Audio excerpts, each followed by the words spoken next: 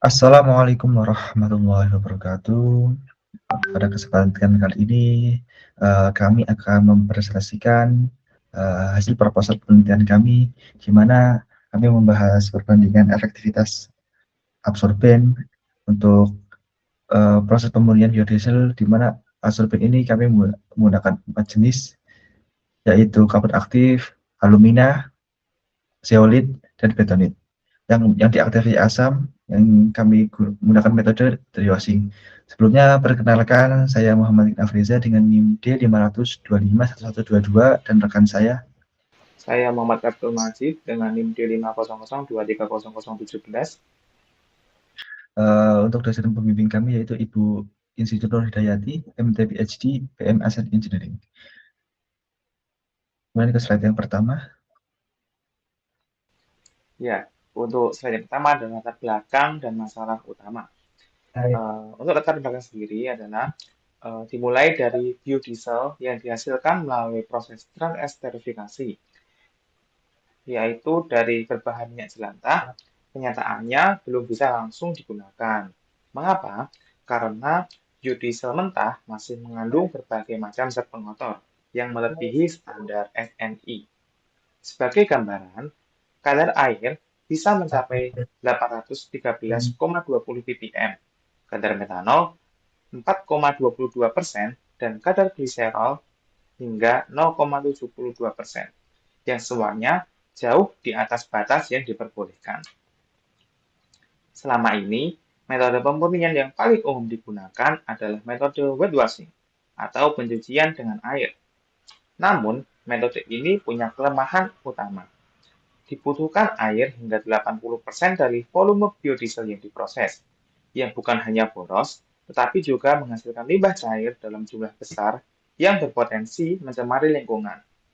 Selain itu, wet washing juga rentan membantu emulsi sabun yang sulit dipisahkan.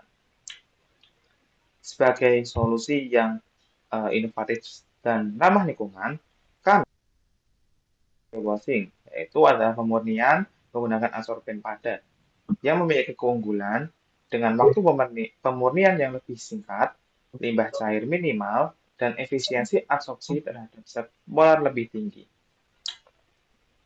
Selanjutnya,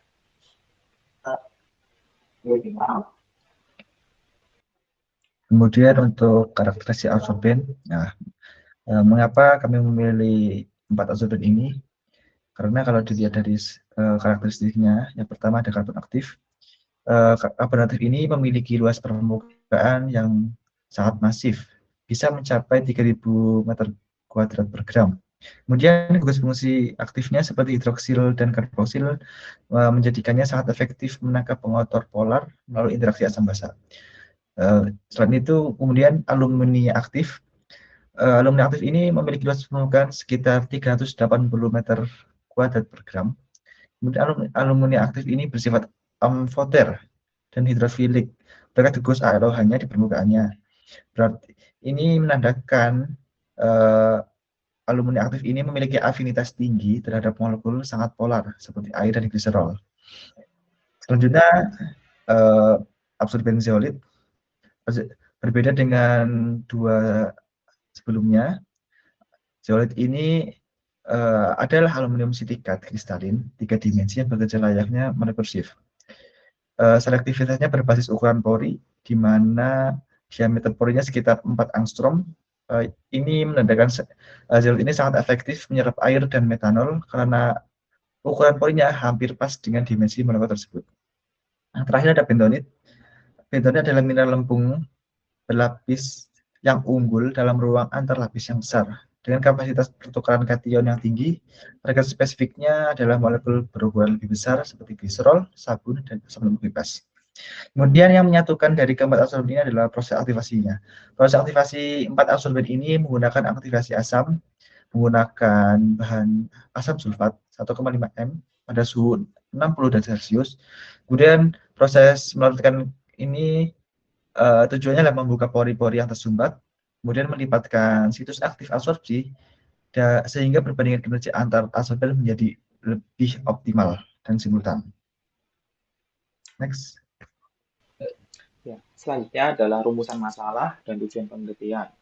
Dari latar belakang tersebut, kami merumuskan dua pertanyaan penelitian utama. Yang pertama adalah bagaimana perbandingan efektivitas keempat jenis adsorben, yaitu karbon aktif, alumina aktif, zeolit, dan bentonit terhadap kualitas akhir biodiesel. Yang kedua, bagaimana pengaruh variasi parameter operasi, yaitu konsentrasi adsorben dan waktu kontak terhadap efektivitas pemurnian. Untuk menjawab kedua pertanyaan tersebut, penelitian ini memiliki dua tujuan spesifik.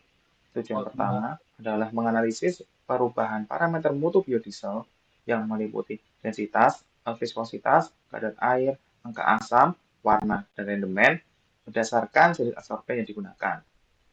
Tujuan kedua adalah untuk menentukan kondisi operasi optimal yang mampu menghasilkan biodiesel sesuai standar SDI. Selanjutnya, Kemudian kita masuk ke desain dan variabel eksperimen. Bagaimana kami merancang eksperimen ini? Penelitian ini sebenarnya menggunakan rancangan acak lengkap atau RAL 2 faktor terpisah untuk masing-masing adsorben. Bebasnya ada dua. Yang pertama adalah jenis adsorben, di mana digunakan karbon aktif, alumina aktif, zeolit, dan bentonit.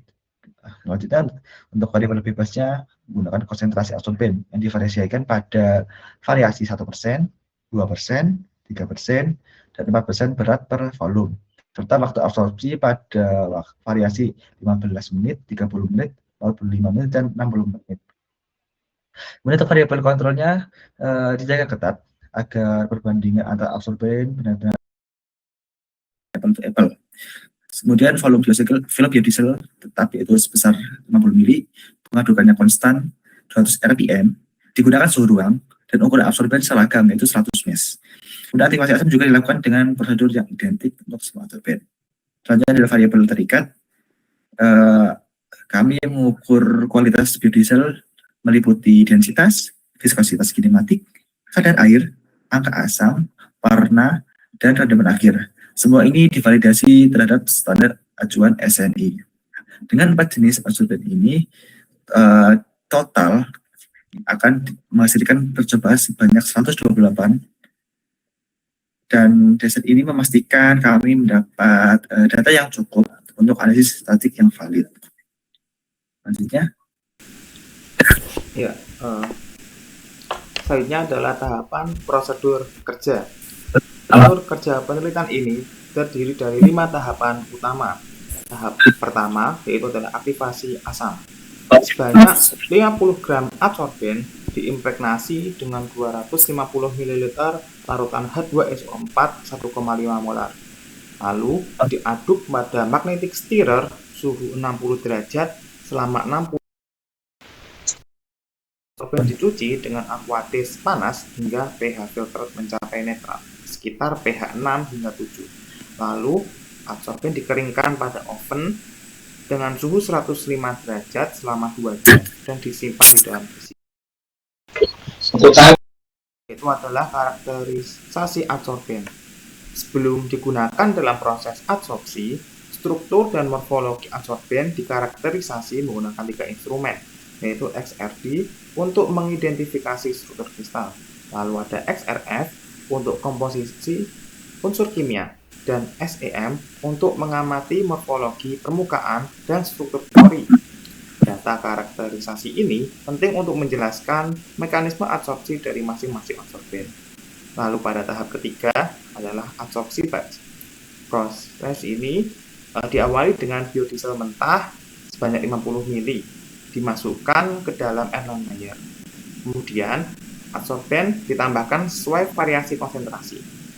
Lalu campuran diaduk pada 200 rpm dengan suhu ruang selama waktu kontak yang ditetapkan.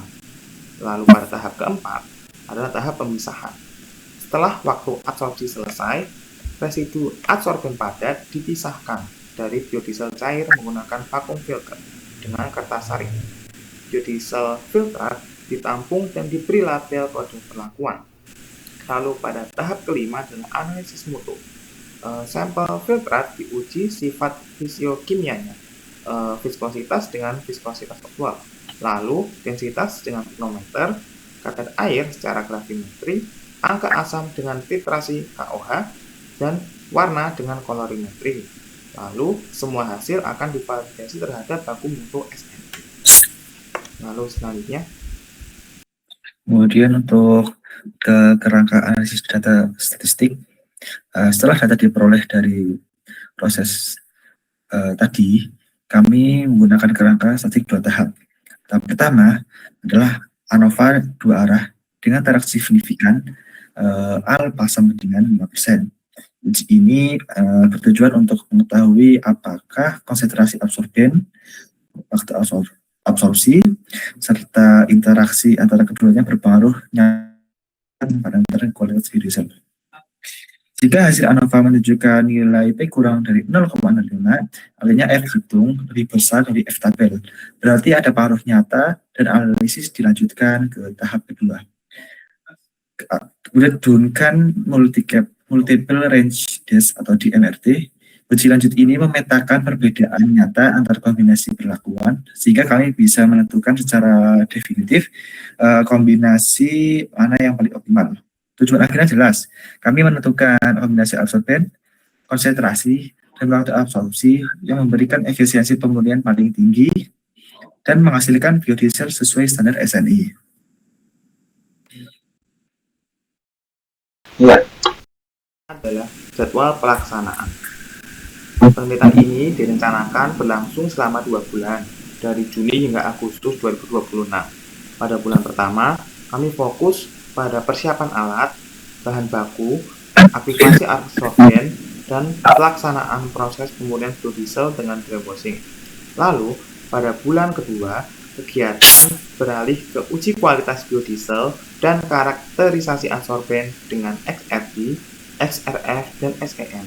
Dilanjutkan analisis data statistik dan penyusunan laporan. Ya, demikianlah presentasi proposal penelitian kami.